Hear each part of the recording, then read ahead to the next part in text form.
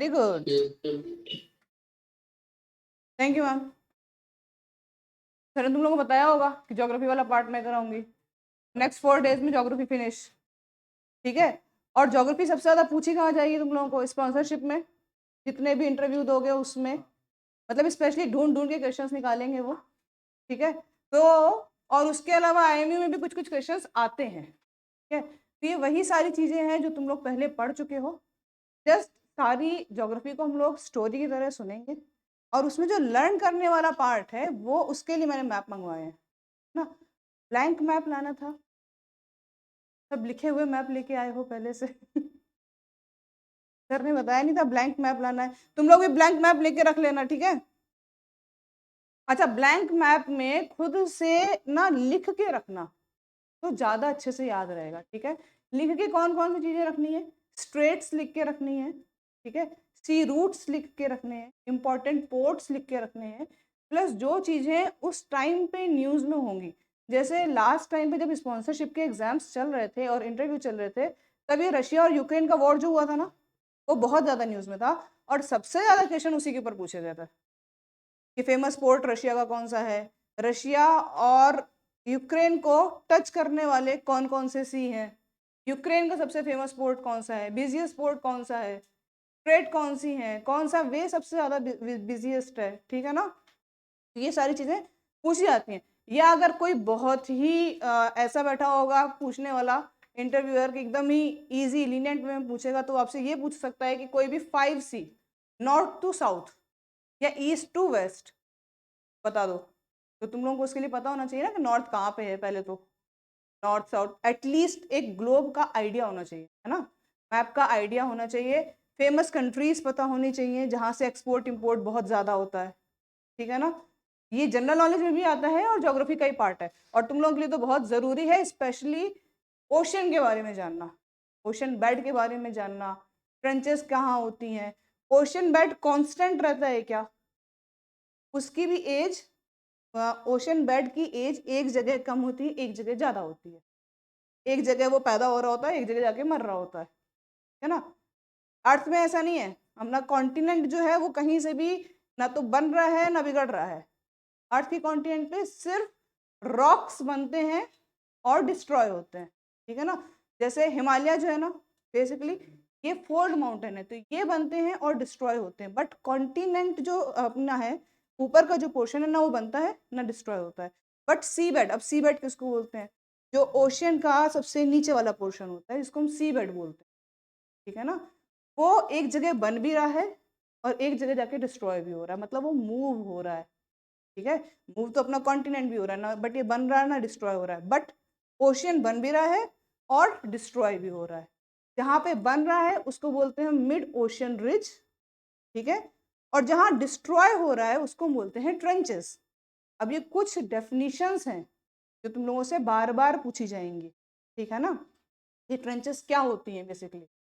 तो ट्रेंचेस किसी भी सी बेड का सबसे डीपेस्ट पार्ट होता है, ठीक है ना।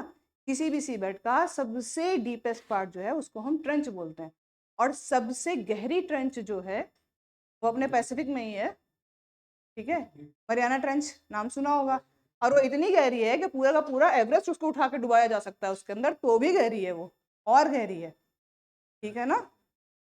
तो वो उसका मतलब अभी तक एग्जैक्ट पता नहीं चला है क्या कितनी गहरी है, जहां तक मेजर किया गया है, हाँ वहां तक ये पता चला है कि पूरा एवरेस्ट डूब जाएगा उसके अंदर, जो सबसे ऊंचा माउंटेन बोला जाता है, उससे ज्यादा गहरा सी बेड है। इवन अपने जो अर्थ पे जो माउंटेन और ये पहाड़ पठार ये सारी चीजें मिलती है ना, इससे कहीं ज्यादा ओशन के अंदर है, ठीक है ना। ये डाइवर्सिटी जो कॉन्टिनेंट पे है उससे कहीं ज्यादा डाइवर्सिटी ओशन में है, बट वो हम लोगों को दिख नहीं रही है तो पता नहीं है, तो उसी के बारे में हम लोग पढ़ेंगे, ओके। तो देखो मैंने ये जो लास्ट ईयर बनाया था इंटेंसिव क्लास का, ये 3 डेज का प्रोग्राम था, ठीक है। हम लोग कोशिश करेंगे कि इसको 3 डेज में फिनिश करें, प्लस हर एक क्लास में हम लोग मैथ की एक्सरसाइज जरूर करेंगे, ठीक है। और मैं तुम लोगों को 4 दिन पढ़ा के चली जाऊंगी, उसके बाद ये तुम लोगों की रिस्पॉन्सिबिलिटी है कि हर वीक में एक बार वो मैप देखना जरूर है, क्योंकि ओशियंस को तुम जितनी बार देखोगे ना, वो उतनी बार रट के नहीं याद होगा वो चीज़ें, ठीक है ना। वो बार बार चीजें देख के ही याद होंगी। और मैं सर को बोलूंगी कि कोशिश करें कि हर एक वीक में ना तुम लोगों का एक कहूट करवा दिया जाए ज्योग्राफी का, है ना। हर एक वीक में अगर ज्योग्राफी का एक कहूट होता है तो अपने आप वो चीज़ें बार बार मेमोरी में आएंगी, तो याद हो जाएंगी, है ना। ये चीज़ एकदम तुम लोगों को बाय हार्ट होनी चाहिए कि कौन सा ओशियन कहाँ पर है, कौन सा सी कहाँ। मतलब एक क्वेश्चन ये पूछा गया था लास्ट टाइम कि ओशियन और सी में डिफरेंस क्या है। सी का पार्ट ओशियन है या ओशियन का पार्ट सी है ना। नहीं, सी इज नॉट, हाँ आप ये बोल सकते हो कि ओशियन का एक वो पार्ट है। एक्चुअली हुआ क्या ना कि अब कॉन्टिनेंट पे तो अलग अलग कंट्रीज हैं, सी पे तो ऐसा है नहीं, ठीक है। अब एक ही ओशियन बड़ा सा फैला हुआ है और उसमें कई सारे कंट्रीज टच कर रहे हैं, तो उन्होंने क्या किया कि अपने जो पास वाले हैं ना ओशियन बॉडी, उनके नाम रख लिए अपने हिसाब से, तो वो सी हो गए, है ना। बेसिकली ये पार्ट किसका है, एक बड़े ओशियन का ही पार्ट है, बट चूंकि ये अलग अलग कंट्रीज को टच कर रहा है तो उन्होंने इसको अपने हिसाब से अपने अपने नाम दे लिए, ठीक है ना। इसीलिए जो कंट्रीज ज़्यादा डेवलप्ड है ना उनके आसपास सी ज़्यादा मिलेंगे, ठीक है। अफ्रीका के पास नहीं मिलेगा, डेवलप है ही नहीं, लेना देना है ही नहीं, ठीक है ना ज़्यादा उनका ट्रांसपोर्टेशन है, ठीक है। तो उनके पास ज़्यादा सी भी नहीं मिलेगा, एक गिनी चुनी एक मोजाम्बिक चैनल है बस उनकी अपनी, जिसका नाम, वो भी जो नाम है वो उस आइलैंड की वजह से है, मेडागास्कर का, ठीक है। मेडागास्कर आइलैंड इसकी वजह से।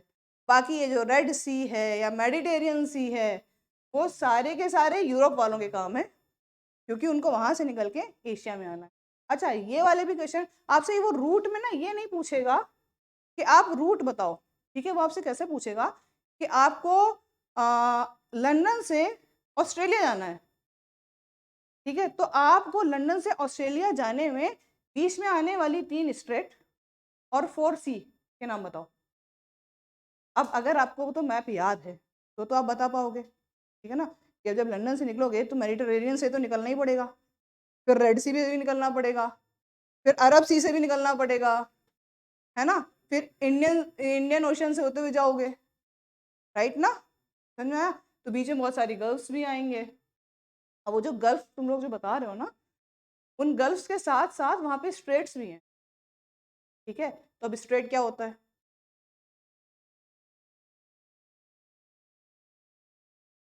हाँ देखो, वो इस्थमस अलग है, इस्थमस अलग चीज है, स्ट्रेट अलग चीज है।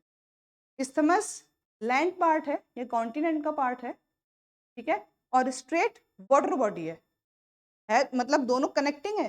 बट इस्थमस क्या करता है, दो बड़े कॉन्टिनेंट को कनेक्ट करने वाला एक कॉन्टिनेंट पार्ट है, ठीक है ना, लैंड पार्ट है बेसिक, ठीक। और स्ट्रेट क्या करता है, दो बड़े ओशियन को कनेक्ट करने वाला एक वाटर बॉडी है, ठीक है ना। जो दो बड़े ओशियन को वाटर बॉडी कनेक्ट कर रही है वो क्या है, स्ट्रेट, ठीक। तभी तो स्ट्रेट से सी पास होंगे, वो बड़े बड़े ये जो वेसल्स होते हैं शिप्स, स्ट्रेट से ही पास होंगे ना, इस तरह से थोड़ा ना पास होंगे, लैंड बॉडी पे कैसे पास होंगे। डिस्टर्बेंस, हाँ इस्थमस में डिस्टर्बेंस की वजह से या कैनाल्स बना दिए जाते हैं, जैसे पनामा है इस्थमस है, वहां पे कैनाल बना दिया गया। ऐसे इस्तांबुल है इस्थमस है, बट वहां पे भी एक स्ट्रेट बनाई हुई है, स्ट्रेट ऑफ डार्डनलीज वहां बनाई हुई, ठीक है। इस्थमस ऑफ क्रा भी है, कहाँ, म्यांमार के नीचे, बट वो इतना चौड़ा है कि अभी उसको स्ट्रेट नहीं बनाया गया है।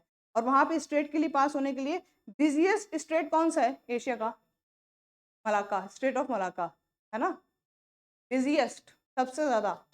और उसको डाइवर्ट करने के लिए एक और स्ट्रेट बनाई गई है जो सुमात्रा और जकार्ता के नीचे से होते हुए जाती है, जिसको हम बोलते हैं सुंडा स्ट्रेट, SUNDA, ठीक है। तो ये सारी चीजें अपने में आएंगी। उससे पहले कुछ बेसिक चीजें, जैसे अपना सोलर सिस्टम है, ठीक है ना, जहाँ से अपनी पूरी शुरुआत है, ठीक।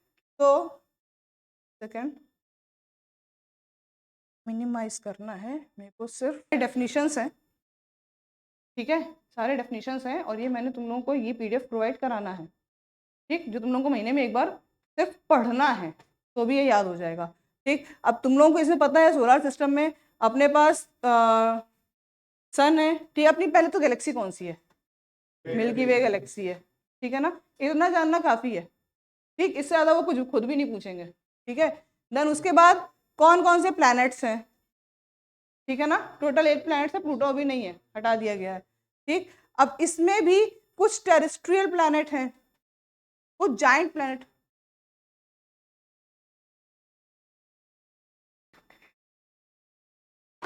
दे देना भाई, मेरा नाम नहीं है उसमें, मैं तो 4 दिन पढ़ा के भाग जाऊंगी। अच्छा, कहाँ थे भाई, यही थे टेरेस्ट्रियल प्लैनेट्स। ठीक है, पूछ सकते हैं टेरेस्ट्रियल प्लैनेट्स क्या है। ठीक है, तो बेसिकली क्या है ना कि सन है भाई, चारों ओर प्लैनेट्स मूव कर रहे हैं, उसके बीच में ना एक रॉक्स का एक बहुत चौड़ा सा एक लेयर टाइप है, उस लेयर के अंदर वाले जो हैं वो टेरेस्ट्रियल हैं और वो ठोस हैं, सॉलिड फॉर्म में है। जो बाहर वाले हैं वो जाइंट फॉर्म में है, वो गैस फॉर्म में है और बहुत जाइंट है, बहुत बड़े बड़े हैं। ठीक है ना, उसके जितने भी अंदर साइड वाले हैं उन सबको हम टेरेस्ट्रियल प्लैनेट बोलते हैं। ठीक है, अब ये अर्थ लाइक है, मतलब क्या हुआ कि रॉक्स और मेटल के बने हुए हैं। ठीक, और बाहर वाले जो है ना वो गैसियस प्लैनेट्स हैं और काफ़ी बड़े हैं, जैसे जुपिटर हुआ, यूरेनस हुआ, सैटर्न है ना। तो बेसिकली क्या है, ये गैस प्लैनेट्स हैं, वो गैस के गुब्बारे हैं बड़े बड़े से, सॉलिड नहीं है वो। ठीक है, अच्छा, तो ये रहा, there are 4 planets, Jupiter, Saturn, Uranus and Neptune are called planet as well as Jovian. क्यों, क्योंकि वो जुपिटर लाइक है। ठीक है, ये गैस के जाइंट प्लैनेट्स हैं। ओके, उसके अलावा कुछ ड्राफ्ट प्लैनेट्स भी हैं छोटे छोटे, जिनको हम लोग प्लैनेट नहीं मानते, बट स्टिल छोटे छोटे हैं, घूम रहे हैं। जैसे अभी जो पहले वो था ना अपने पास प्लेटो, अभी वो ड्राफ्ट में आ गया है, अभी नहीं है। ठीक है ना, अब इनका सैटेलाइट्स दिए हुए हैं, बस भाई नंबर ऑफ सैटेलाइट्स। तो ये पूछा जा सकता है कि किसकी सबसे कम है और किसकी सबसे ज़्यादा है। ठीक है ना, तो भाई मरकरी के पास एक भी नहीं है, खुद ही इतू सा है सैटेलाइट जैसा। ठीक है, वीनस के पास भी नहीं है, देन अर्थ के पास अपनी एक है, मार्स के पास 2 है, और सबसे ज़्यादा किसके पास है, इन दोनों के पास बराबर के। ठीक है ना, जुपिटर और सैटर्न के पास। और इनके कुछ तो ऐसे भी हैं सैटेलाइट जो अपने अर्थ से भी बहुत बड़े बड़े हैं, है ना।